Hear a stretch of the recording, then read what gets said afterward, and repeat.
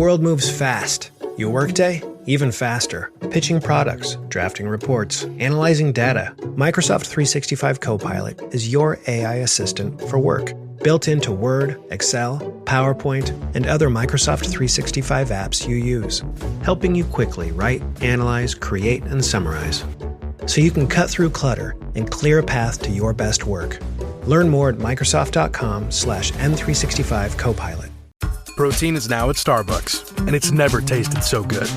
You can add protein cold foam to your favorite drink or try one of our new protein lattes or matcha. Try it today at Starbucks. Ugh, you said you were over him, but his hoodie is still in your rotation. It's time. Grab your phone, snap a few pics, and sell it on Depop. Listed in minutes with no selling fees. And just like that, a guy 500 miles away just paid full price for your closure. And right on cue. Hey, still got my hoodie? Nope. But I've got tonight's dinner paid for. Start selling on Depop, where taste recognizes taste. List now with no selling fees. Payment processing fees and boosting fees still apply. See website for details.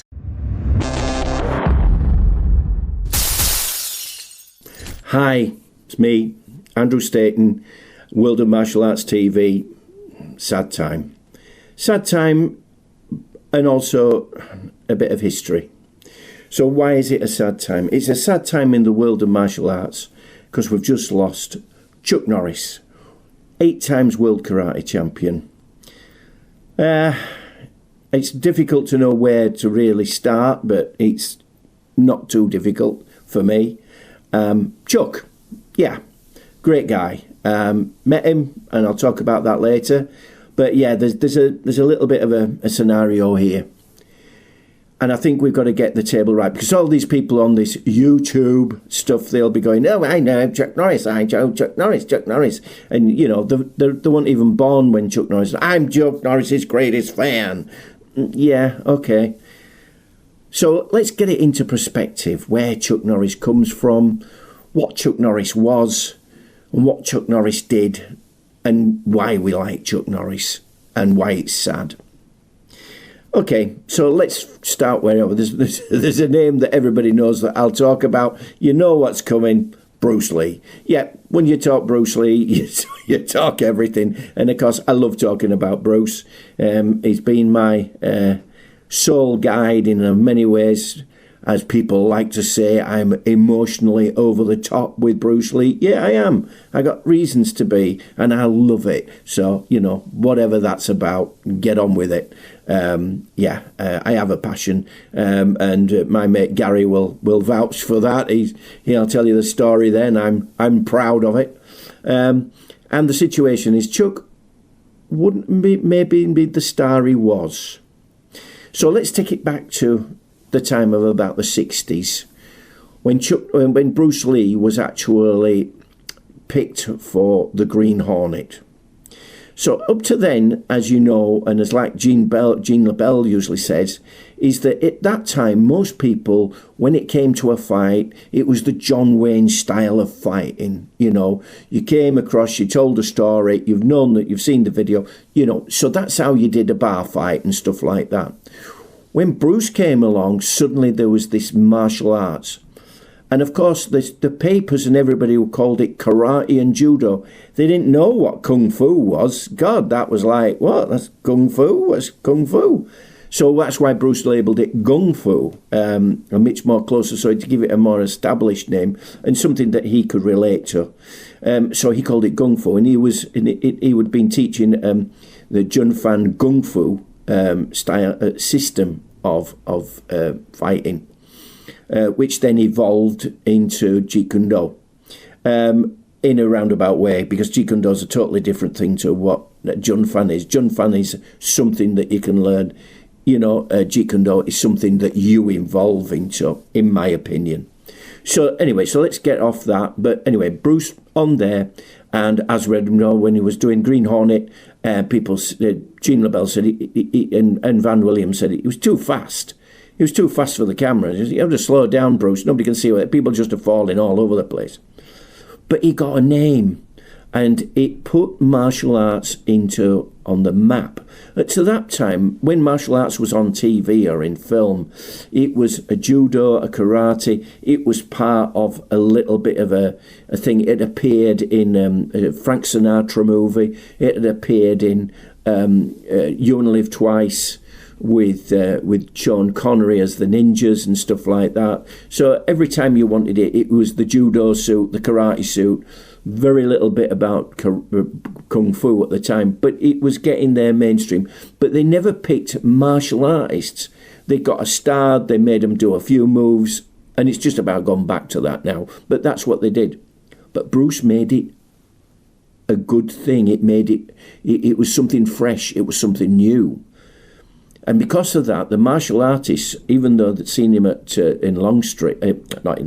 Long Beach, the scenario was that, of course, they all glued to Bruce. So you had Chuck Norris, Mike Stone, Bob Wall clicked in because he was he was a partner with Chuck Norris. And so basically they all hung around Ed Parker. He hung around because they knew that if this guy, whatever he could do, if he could get them into the movies or show them so that they could show their stuff, he could get in there. So the first time you actually see Chuck Norris is because of Bruce Lee. Not talking Way of the Dragon here.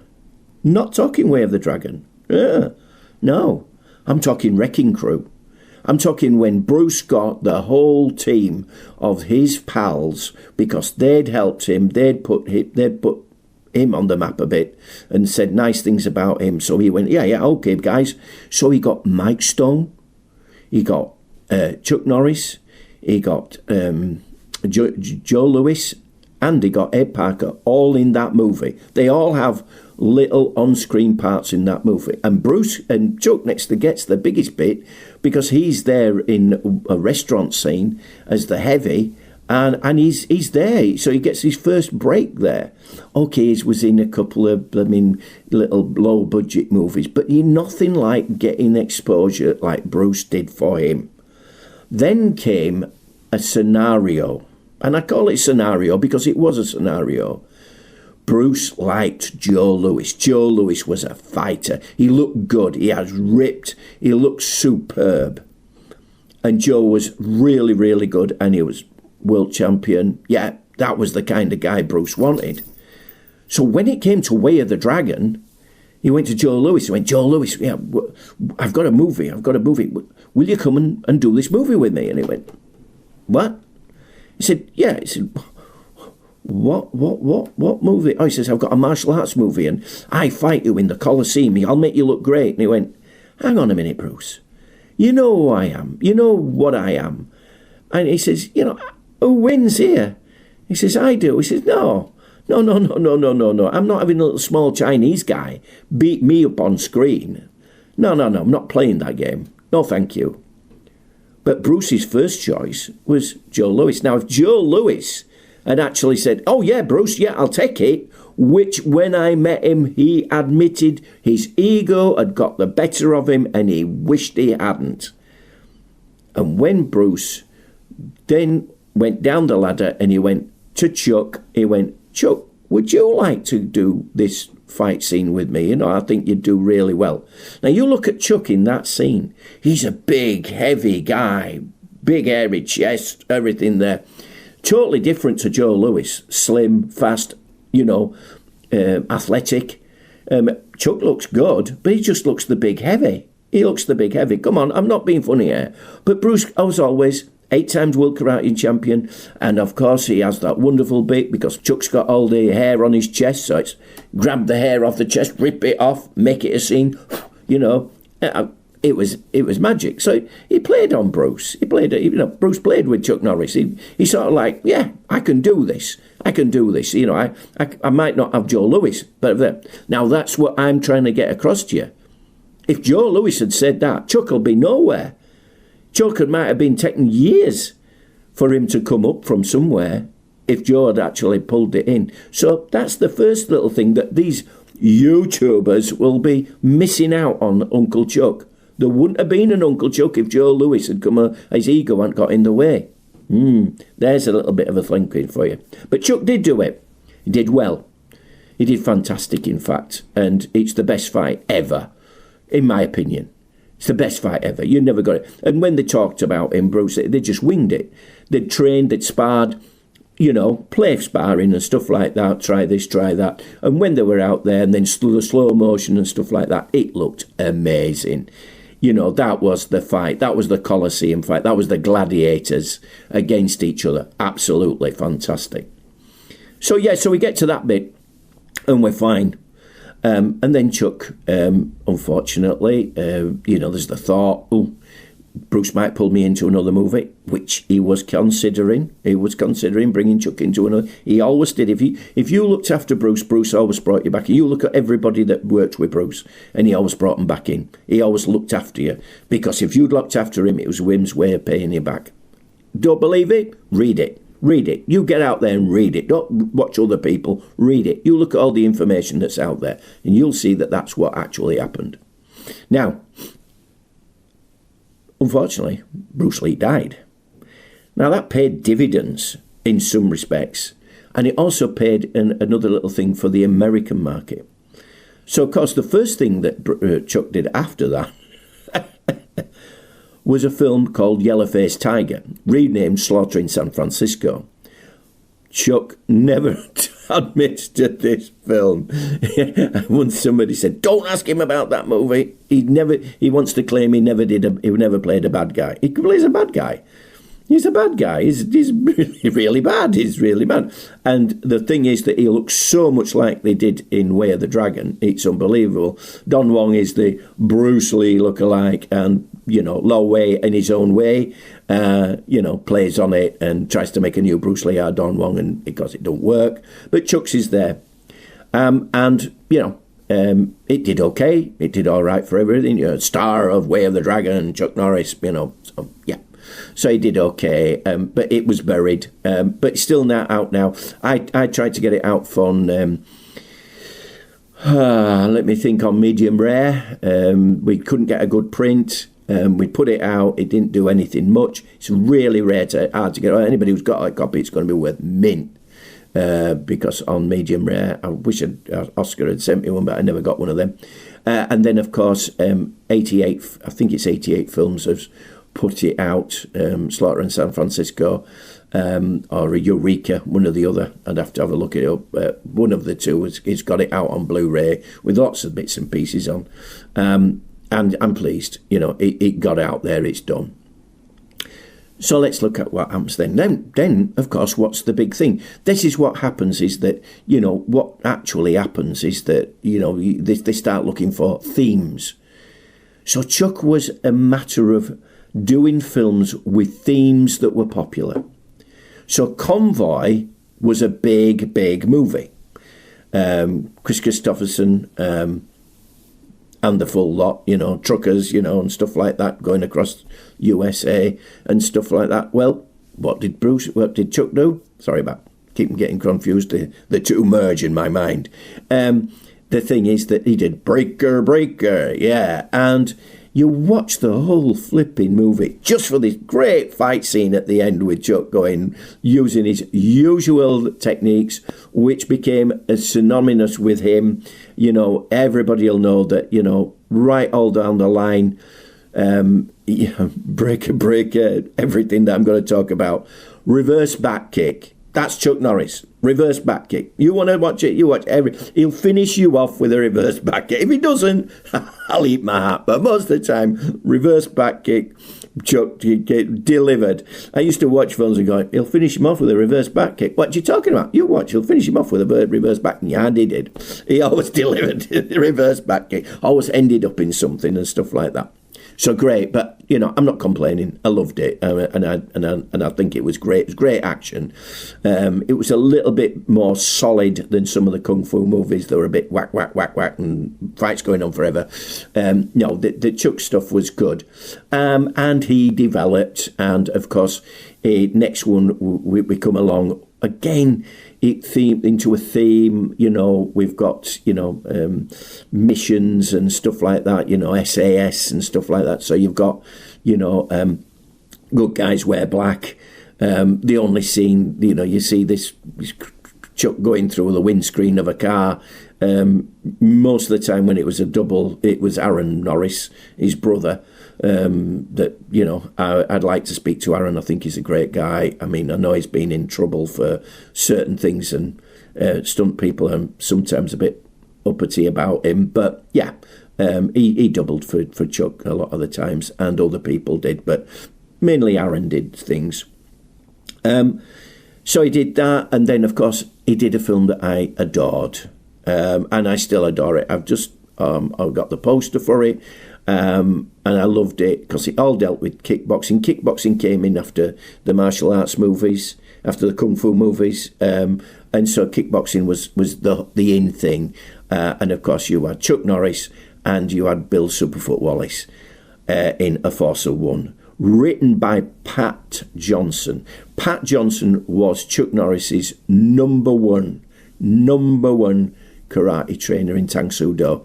They'd both been in Korea. They'd learnt Tang Soo Do in Korea. They were great guys. I knew Pat. I got Pat over here. Lovely chap. Absolutely devastated that he went the way he went. At 70, he looked better than I'll ever look at 70. He was amazing. Super guy. And he'd started off. He'd got on well with Bruce Lee. He'd trained with Bruce. And Bruce had given him the break. You always know the bit, it's whatever. It's so many big ones, Roper. Are we going to break something? That's him with the big moustache. That's Pat Johnson, and he went on to do amazing things. I mean, he's the one that's behind the Karate Kid, Turtles, Mortal Kombat. You name it, Pat Johnson's behind it. So again, that came from the stable of Chuck Norris as well. So, Pat Johnson was there, but the script was written. The script was written by Pat, and Chuck and Bill were just great in it. They were proper fighters. They'd been in the ring, so the kickboxing looked real. I mean, it really was the movie. And I still rate A Force of One. I mean, then you get sort of like the next one, Octagon, Lee Van Cleef. I think I never say it right, so I apologise. Tadashadi Yamashita. I think he's in it and stuff like that. So yeah, great film. Playing on Octagon, kind of, Kumite, stuff like that. Yeah, it was good. It was good. It was low budget. It was there. It was doing it. But Chuck was coming up the ladder all the time, and really did well. And as I said, Chuck went along with themes. So when Stallone did Rambo, our lad, the lovely Chuck, came out with this one. And I'm going to do a little story about this. Missing in Action. That was his film. That was his Rambo. In fact, he did 3. Missing in Action 1, 2 and 3. One was called Braddock and all that sort of stuff. Really put himself on the line with it.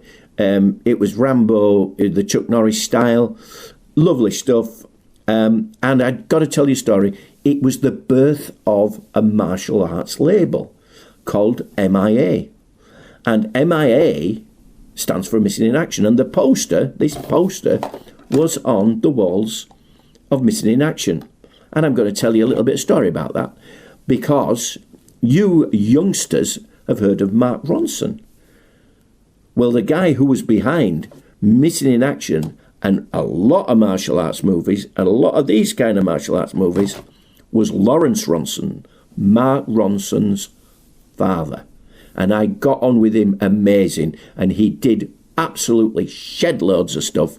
He used to ring me up, true Londoner, and he'd come to me, Andrew, what are you doing? You know, it's like, I can't, that sounds American, doesn't it? I'm sorry.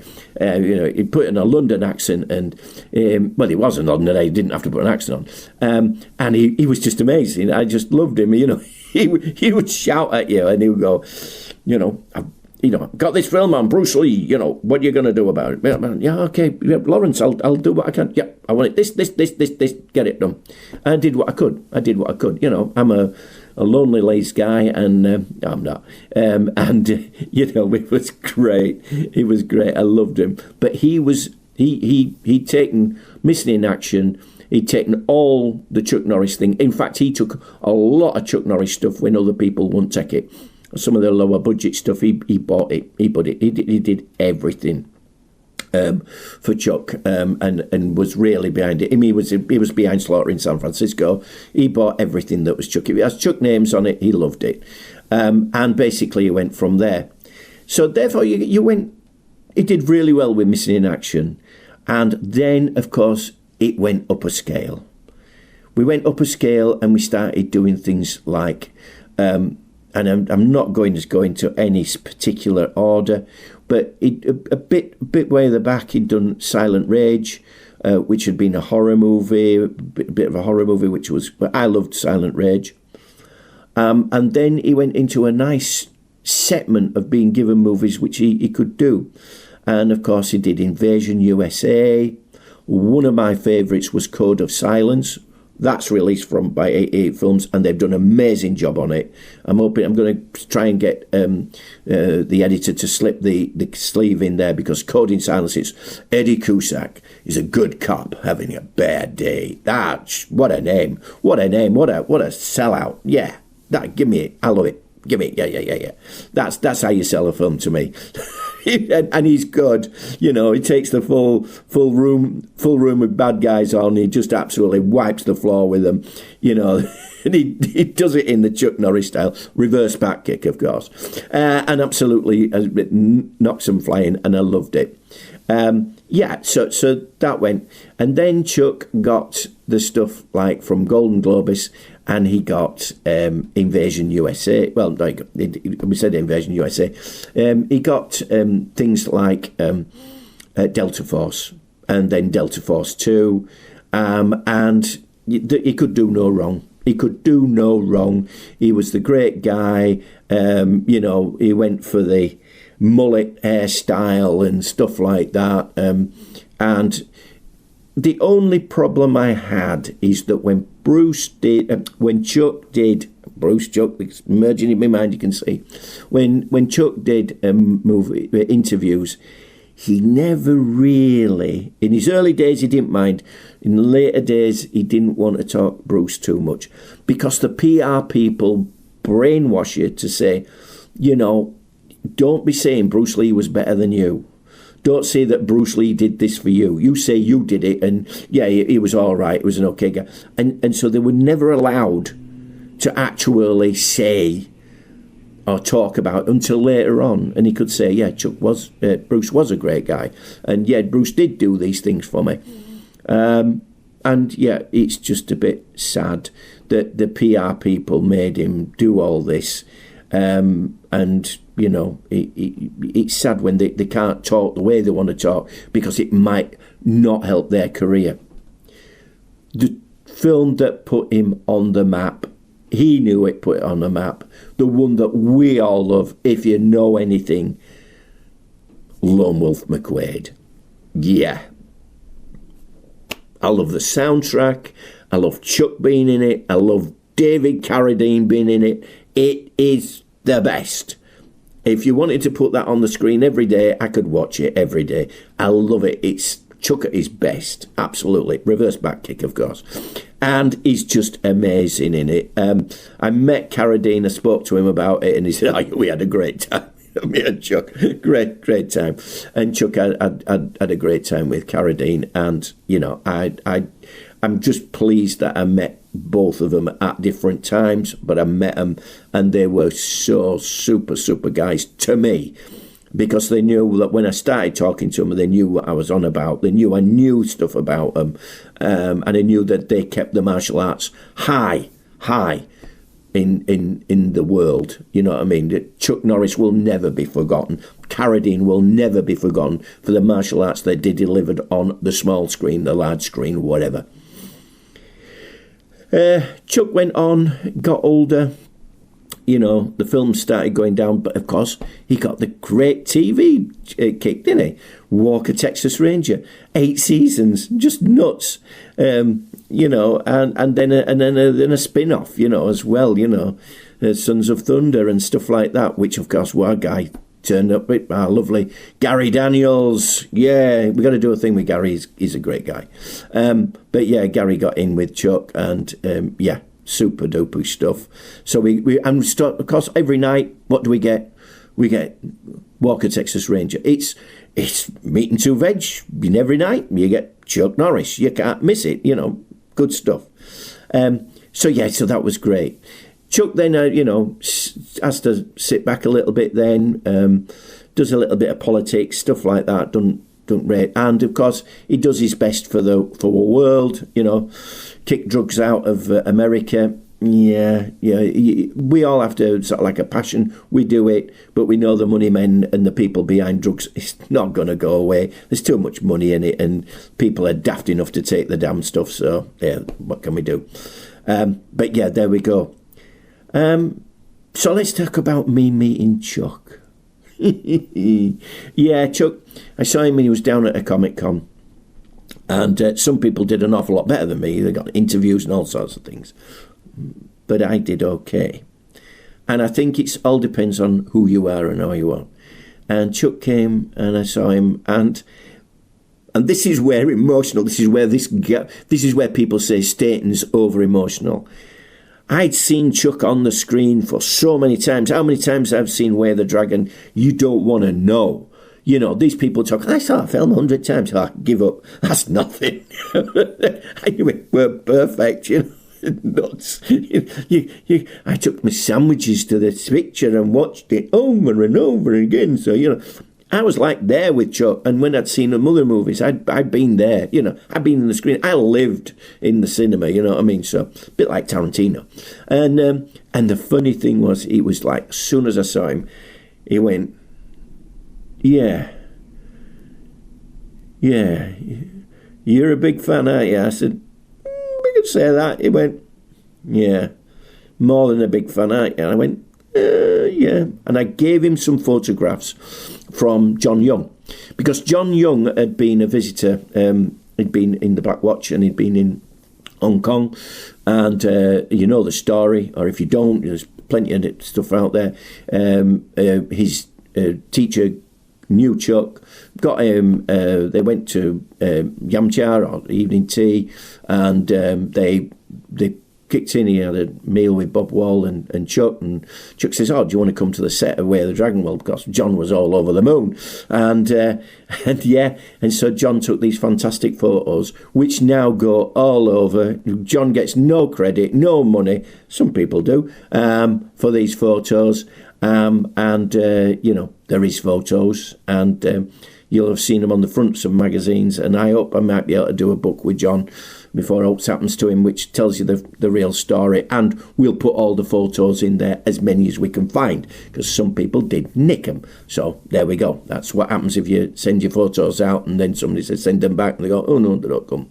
So yeah, so that's where it is, but hey, that's water under a bridge. And the funny thing is, I gave Chuck these photos, and Chuck was like, whoa, where have these been? I love these. So we were able, me and John, in a roundabout way, were able to give these photos to Chuck Norris, and Chuck went, you really are. He said, we need to talk. And I said, you're too busy.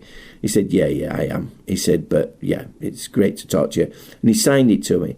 And then, as everybody else had got just the photo, he pulled a pre-signed card, and he went, this is for you. You know what it's about. And I went, yeah, Chuck. And I went away, and I had a little bit of a weep and a cry with Gary. And I said, he said, what's the matter with you? I said, that's happiness. When you're crying and laughing at the same time, that's real joy. And that's what Chuck gave to me. Then about an hour later, we met up with Chuck. I had my photograph taken with him. Amazing guy. He said, we'd have to meet up, and I said, look, I understand you've got a lot of people going. I said, it's just been nice to meet you. And it was great. It was great. So that's my impression of Chuck Norris. I'm a bit shocked that he went so early, really, because I'm dealing with people that 95, and of course, Guru Dan's still hanging away. But for those who are lucky, just look at this. This is the sun. I'm going to hold it up. There you go. Look at that, eh? There we go. Double page spread, Chuck Norris. There you go. That was the Sun the day after. So that was really, really nice that they did that. And of course, he got front cover on the Daily Star. Not a big picture, but there we got Daily Star there. Here, tributes to movie star Chuck. And then a great, and of course, I wanted to show you this one. Remember what I said about Bruce? And he loved Chuck having all the hair. What did they make him do? Shave his body. Shave his body. You don't have a lot of hair on your body when you're doing things for the American cinema. No hairy monsters. Thank you very much. But of course, Bruce loved it. So that was that. I want to show you a couple of things that you might know. So as I said, Delta Force, that was the one that pulled him up. But then there's a couple of things that you'll have forgotten about. Remember this? Forest Warrior. Yeah.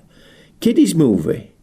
Yeah, that's a one that people tend to forget. It turns up, but it's not around. And then one that's kind of a little bit lost and lonely is Sidekicks. That's another one that's, you don't get to see much of. People don't know how to pencil it, but, Chuck did, and he had a go. I don't know. I think it would have been lovely for Chuck to do a bit more of a tour than just a signing. I think it would have been nice for him to do something where people could have met him, talk a bit more about him and himself, and, have that thing. But we just didn't get that opportunity. Chuck Norris will always be remembered. No way that he's going to be forgotten. And I'll wish that everybody who watches a Chuck movie, it might be a little bit wooden here, there and there in the early days, but hey, who hasn't been? It's not fair that you turn and go, it's not this.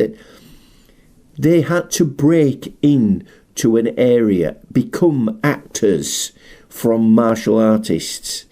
And for a long time, there was a batch of people who were martial artists and became what became mainstream movie stars.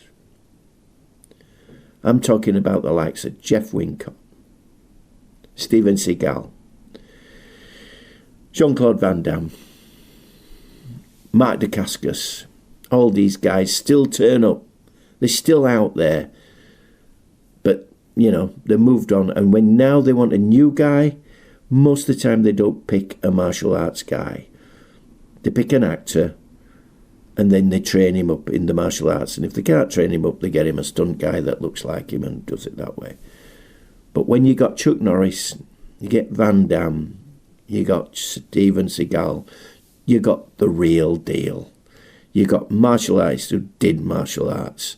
The Hong Kong guys are just mad. They're so good, some of them. And I appreciate everything they do. They are just amazing for the action. But for old school, Chuck Norris, number one guy.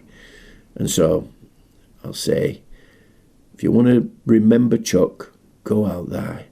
Go and get yourself a Chuck Norris movie. Get yourself a beer or whatever you like. Sit down and enjoy entertainment. Real old school stuff. Chuck was the real deal. Nobody else is.